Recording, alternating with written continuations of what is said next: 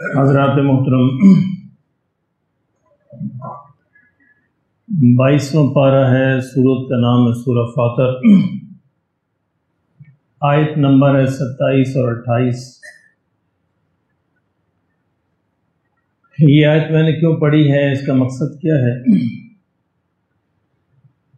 اس کو سمجھنے کے لیے پہلے ایک کہانی سنیے، اس سے آپ کو اندازہ ہوگا اس کے پیچھے مقصد کیا ہے۔ اسرائیلی روایت ہے، اسرائیلی روایت سے مراد یہ ہوتا ہے کہ وہ روایات جو بنی اسرائیل سے منتقل ہوئی ہیں ہمیں، تورات، زبور، انجیل، یا ان کے جو لٹریچر ہے یہود و نصارہ کا، اس سے ہمیں منتقل ہوئی ہیں۔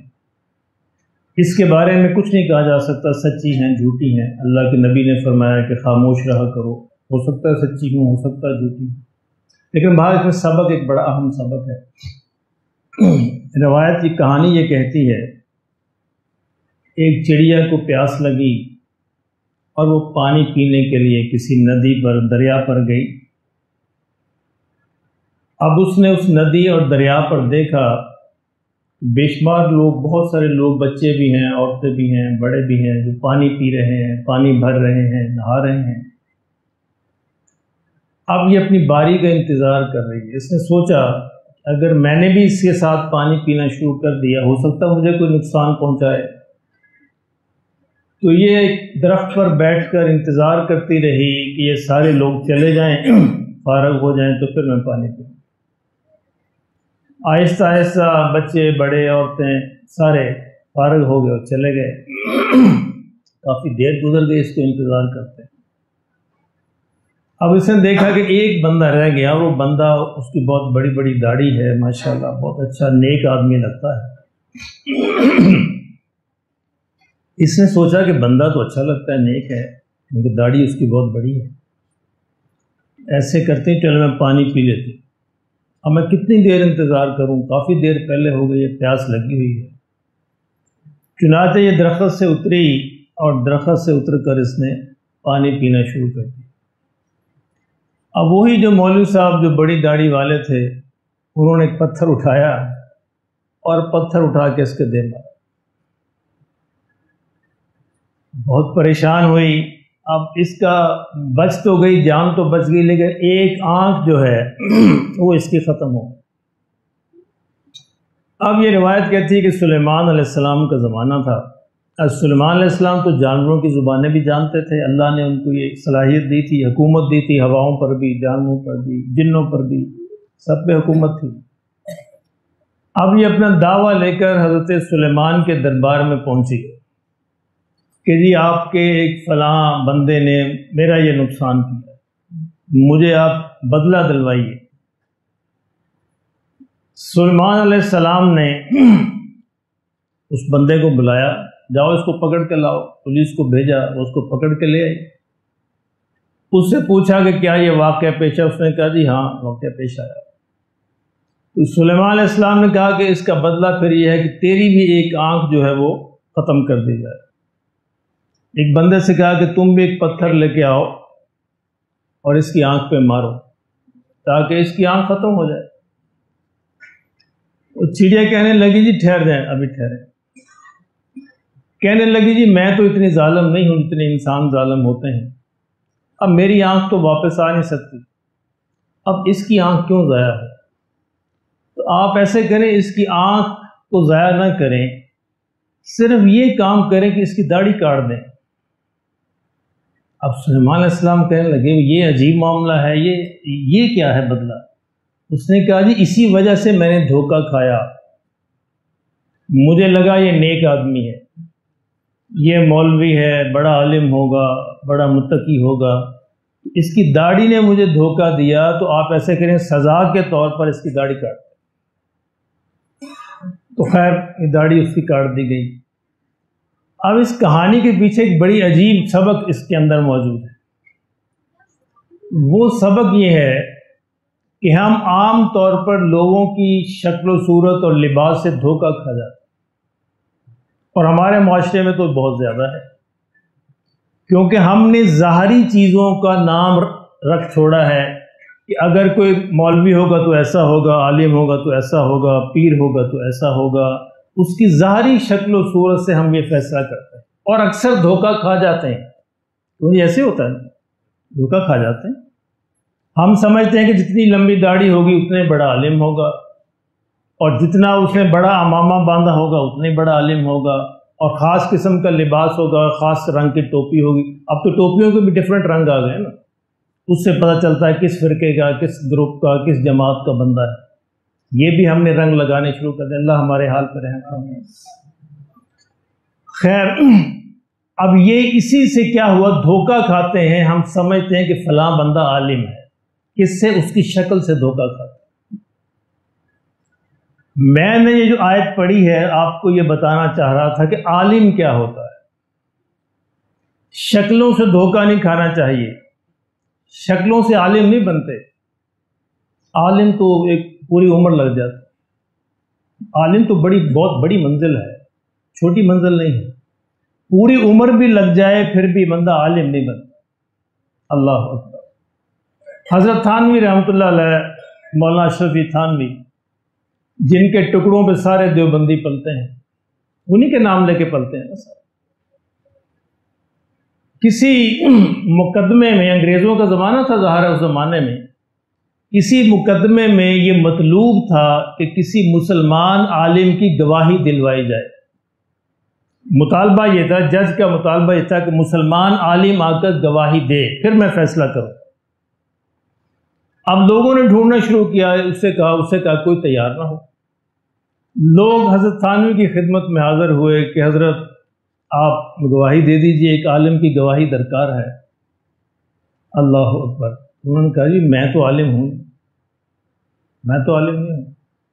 اب اندازہ فرمائیں، جن کی کتابیں پڑھ پڑھ کر اب یہ ساری دیوبندیت عالم بنتی ہے، اب وہ کہتے میں تو عالم نہیں ہوں، طالب علم ہوں، دین کا طالب علم۔ لوگوں نے بڑا مجبور کیا کہ جی ہمارا کیس جو ہے خراب ہوتا ہے، اب خدا کے لیے عدالت میں آ جائیے، گواہی دے دیجیے۔ اب گواہی میں یہ الفاظ کہنے ضروری تھے کہ اب میں عالم ہوں۔ اب حضرت تھانوی سوچتے رہے، کہتے میں نے اپنے آپ سے سوچا اگر میں عدالت میں جا کے کہوں کہ میں عالم ہوں تو یہ تو جھوٹ ہوگا، میں تو طالب علم ہوں، عالم تو ہوں نہیں۔ اور اگر میں یہ نہ کہوں تو پھر مسلمانوں کا کیس خراب ہوتا ہے، اب کروں تو کیا کروں؟ اب عدالت میں چلے گئے، اب جج نے سوال کیا کہ آپ عالم ہیں؟ ظاہر اس میں لکھنا تھا کیس میں۔ اللہ اکبر۔ حضرت تھانوی نے فرمایا مسلمان مجھ کو ایسا سمجھتے ہیں، اپنی زبان سے اقرار نہیں کیا کہ میں عالم ہوں۔ آپ اندازہ فرمائیں ذرا عالم کیا ہوتا ہے۔ آج پہلے دن مدرسے میں داخل ہوتا ہے بچہ اور اگلے دن اپنے آپ کو عالم سمجھنا شروع کرتا ہے۔ کیوں جی ایسے ہو رہا ہے؟ اسی سے ہم دھوکہ کھاتے ہیں۔ یعنی اس پوری آبادی کے اندر پھریے، یہ جو پورا علاقہ ہے ملتان چنگی سے لے کر سکیم موڑ تک جائیے، شاید ہی کسی مسجد میں آپ کو عالم ملے، ورنہ کسی نے مدرسے میں 1 سال لگایا ہے، کسی نے 2 لگائے ہیں، کسی نے 4 لگائے ہیں، کوئی بھاگا ہوا ہے مدرسے سے، کوئی پڑھا ہوا ہے، کوئی آدھا پڑھا ہوا ہے، اور وہ عالم بن کر وہاں پر امامت کر رہے ہیں یا خطابت کر رہے ہیں۔ آپ نے دیکھا پچھلے 20-25 برس سے میں کبھی اس سیٹ پہ نہیں بیٹھتا، عید پہ مجبوراً بیٹھتا ہوں تاکہ دور تک نظر آئے، کیونکہ میں طالب علم ہوں اور میں سمجھتا ہوں یہ عالم کا حق ہے وہاں پہ بیٹھے، مجھے یہ زیب نہیں دیتا، میں طالب علم ہوں۔ اور حقیقت ہے، اللہ کی قسم کھا کے تو میں طالب علم ہوں۔ میں نے کبھی اپنے پچھلی 30-40 سال کی زندگی میں اپنے آپ کو عالم نہیں سمجھا، حالانکہ میری پوری زندگی لگی ہے اس پہ اور میں نے اس کے لیے بڑی قربانیاں دی ہیں، بہت کچھ خرچ کیا ہے، وہ بتانا مقصود نہیں ہے، لیکن اللہ کی قسم یہ کہ میں طالب علم، عالم نہیں۔ اب حضرت تھانوی نے یہ لکھوایا وہاں پہ کہ مسلمان مجھ کو ایسا سمجھ۔ اچھا، ایک دھوکہ یہ ہوتا ہے کہ عام طور پر ہم شکلوں سے دھوکہ کھا جاتے ہیں۔ ایک بات تو ہمیشہ یاد رکھیے کہ مدرسے میں پڑھنے والا ہر شخص عالم نہیں ہوتا، جس طرح کالج میں پڑھنے والا ہر سائنسدان نہیں ہوتا، کیونکہ آپ ایف ایس سی میں پڑھتے ہیں، فزکس پڑھتے ہیں، کیمسٹری پڑھتے ہیں، میتھ پڑھتے، تو آپ سائنسدان بن جاتے ہیں؟ نہیں، سائنسدان بننے کی لمبی منزل چاہیے. وہ سائنس کا طالب علم ہوتا ہے، وہ ایم ایس سی بھی کر لے، پی ایچ ڈی بھی کر لے، پھر بھی سائنس کا طالب علم ہے، سائنسدان نہیں بنے گا. سائنسدان بننے کے لیے پھر پوری عمر صرف کرنی پڑتی، عمر دینی پڑتی. اس سے عالم کے لیے تو پوری عمر دینی پڑتی ہے، اپنی جان مال وقت سب کچھ لگانا پڑتا ہے. علم جو ہے اللہ کی صفت ہے، اللہ سب سے بڑے عالم ہے، علم اللہ کی صفت ہے. اس لیے علم یہ کہتا ہے اگر تم مجھے اپنا سب کچھ دو گے تو میں اتنا سا اپنا آپ تمہیں دوں گا. اور آج لوگ سمجھتے ہیں ہم اتنا سا دے کے سارا علم لے لیں، یہ ممکن نہیں ہوتا. علم بڑا غیرت والا ہے، یہ اللہ سب سے بڑے غیرت والے، یہ اللہ کی صفت ہے، علم جو اللہ کی صفت ہے. اور پھر یہ دوسری غلط فہمی جو ہمارے معاشرے میں یہ ہے کہ ہم سمجھتے ہیں کہ شاید صرف قرآن و حدیث پڑھنے والا عالم ہوتا ہے. ایسا نہیں، ہر علم کا ماہر اس کا عالم ہوتا ہے. اور پھر یہ جو ہم نے تفریق بنا رکھی ہے کہ دین و دنیا کا علم، یہ تفریق بھی غلط ہے. اسلام میں دین و دنیا الگ نہیں ہے، ایک ہے. دین بھی دنیا ہے، دنیا بھی دین، سارے ایک ہے. یہ آپ کی نیت بتائے گی کہ کیا ہے. مولانا یوسف بنوری رحمۃ اللہ علیہ عالم دین تھے، بنوری ٹاؤن مدرسہ ہے، آج بھی چل رہا ہے. شاہ فیصل مرحوم بھی ان کے شاگرد تھے، اتنے بڑے مطلب وہ عربی زبان کے ماہر تھے. مولانا یوسف بنوری اپنے شاگردوں سے کہا کرتے تھے کہ میرے بچوں، یہ نورانی قاعدہ ہوتا ہے جس سے بچے الف با تا سب پڑھنا شروع کرتے ہیں. کہتے ہیں کہ بچوں تم یہ نورانی قاعدہ بچوں کو پڑھا کے بھی جنت میں جا سکتے ہو، اور قرآن و حدیث، تفسیر اور شیخ الحدیث اور محدث بن کے بھی جہنم میں جا سکتے ہو. کیوں؟ نیت. اگر تمہاری نیت یہ ہے کہ میں اس سے دنیا کماؤں تو سیدھے جہنم کے اندر جاؤ. اور اگر تمہاری نیت یہ ہے کہ میں اس سے شہرت کماؤں، لوگ مجھے عالم کہیں، سیدھے جہنم کے اندر جاؤ. اور اگر تمہاری نورانی قاعدہ پڑھا کے نیت یہ ہے کہ یا اللہ مجھے جو ہے اس کے بدلے جنت عطا فرما دے، تیری رضا کے لیے پڑھا رہا ہوں، کہ سیدھے جنت میں جاؤ.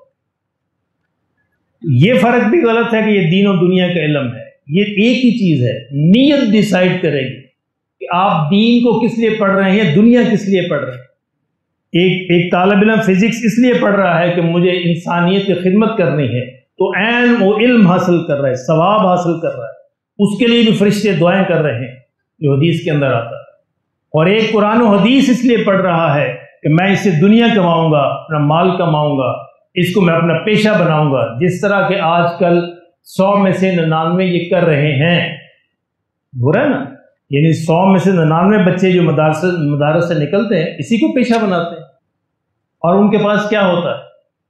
پھر وہ اسی سے کھاتے ہیں، اسی سے کماتے ہیں، اسی کو پیشہ بناتے ہیں. اب ذرا اس آیت کا ترجمہ سنیے.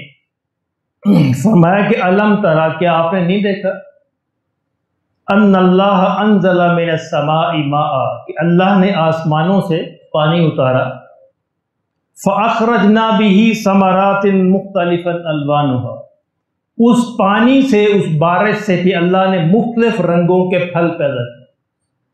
اب دیکھیے کبھی مارکیٹ میں جائیے، اللہ اکبر، عجیب و غریب رنگ ہوتے ہیں.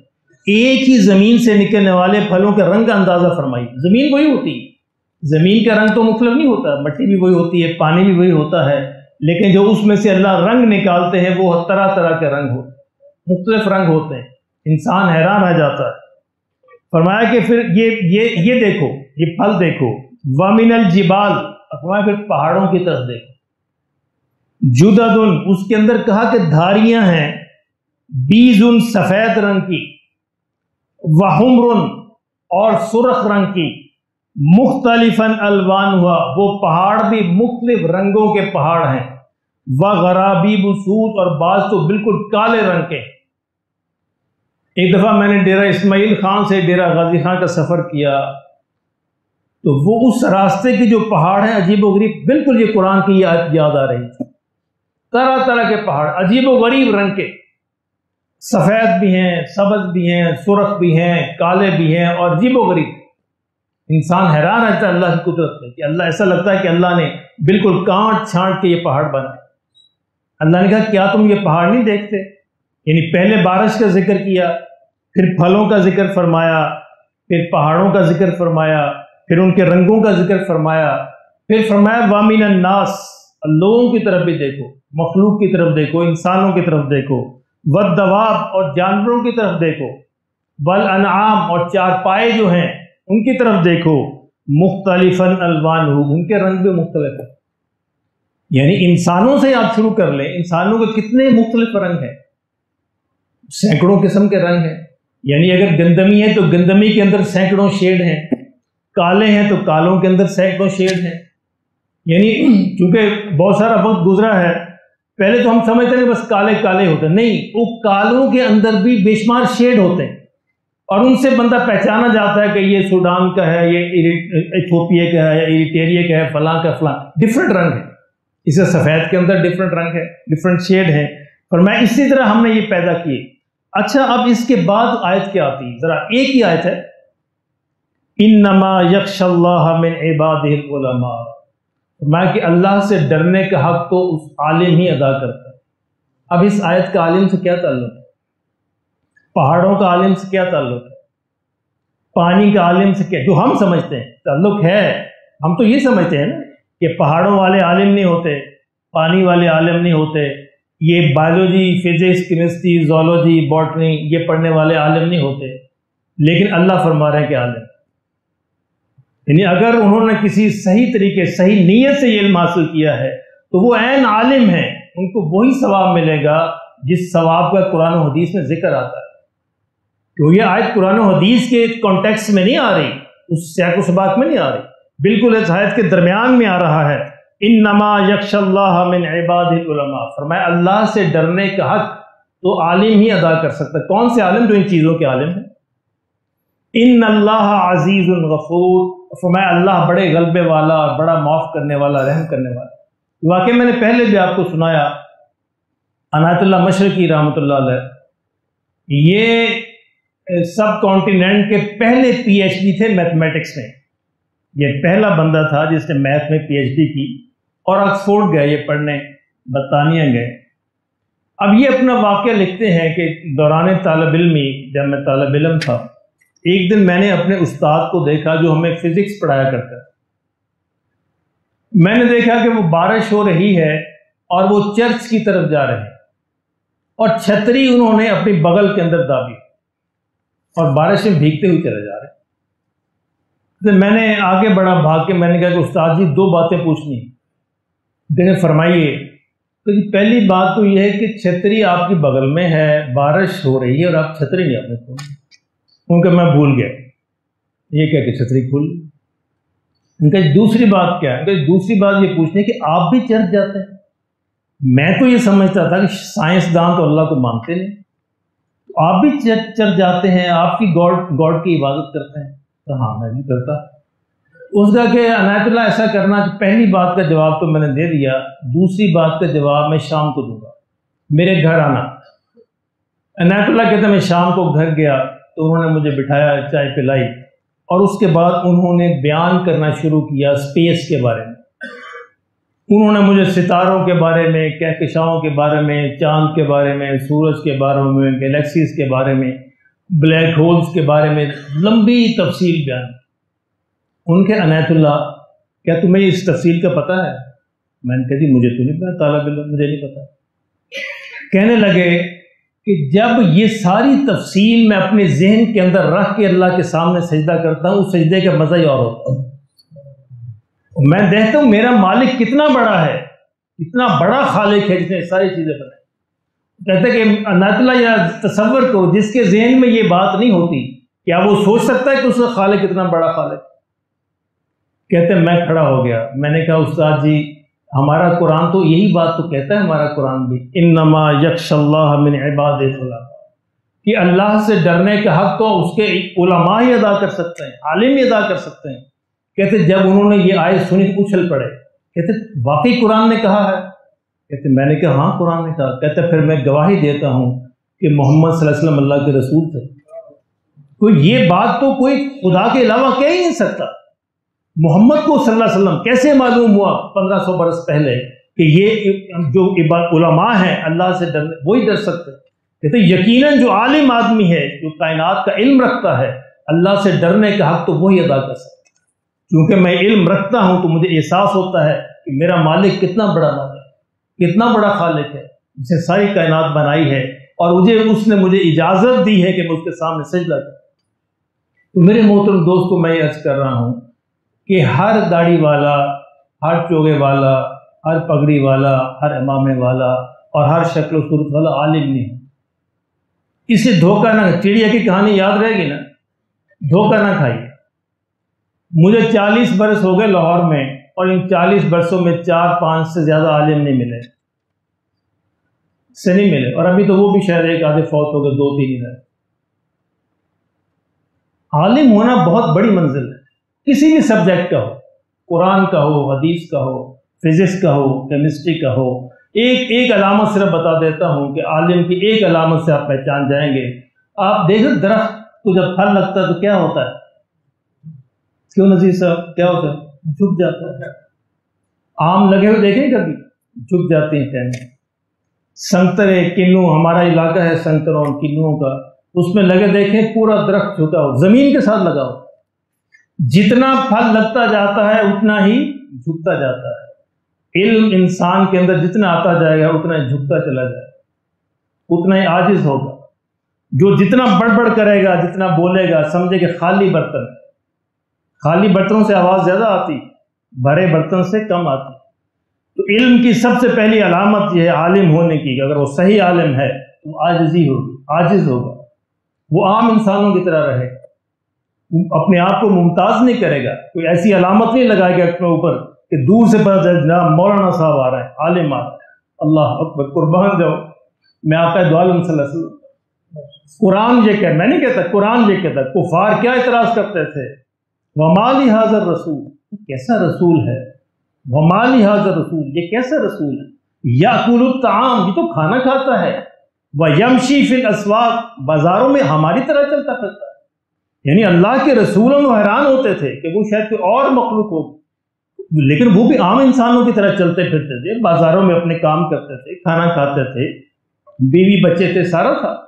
تو عالم بھی عام انسانوں کی طرح رہتا ہے. یعنی پہلی علامت کہ وہ عاجز ہوگا. بہت ساری علامتیں وقت نہیں ورنہ بیان کرتا. دوسری علامت کہ وہ عام انسانوں کی طرح رہے گا، اپنے آپ کو ممتاز نہیں کرے گا، کوئی علامتی نشان نہیں لگائے گا کہ مجھے لوگ دور سے سلام کرے کہ میں عالم ہوں. عام آدمیوں میں ایک عام آدمی بن کے رہے گا. اللہ پاک ہمیں علم کی قدر نصیب فرمائے اور عالم کا پہچاننا نصیب فرمائے. سنت عطا فرمائے.